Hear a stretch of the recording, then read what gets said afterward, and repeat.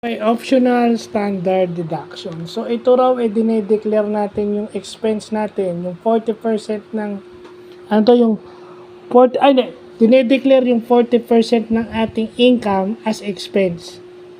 So, yung 60% lang ng ating income ang taxable. So, ang kagandahan daw dito is hindi ka na kailangan mag-file ng audited financial statement. Kaya pala maraming gumagamit itong optional standard deduction. So, inaalam pa natin kung anong mga basis ng pagbibigay ng discount sa PWD. At saka kung ilan yung company, ilan yung number of employees para makapagbigay ka ng discount. Kasi based from the NCDA itself, sabi ng mga nakilala natin the other day sa NCDA na yung pagbibigay ng discount is based doon sa capability ng business. Kasi sila rin naman ang malulugi dahil shoulder nila yung discount. So, doon sa malalaking establishment, meron yung certain number. So, iba-vlog natin yan sa susunod.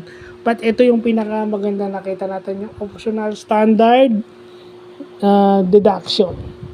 So, isipin mo, 40% mo expense tapos madali nga. So, yun lang pa.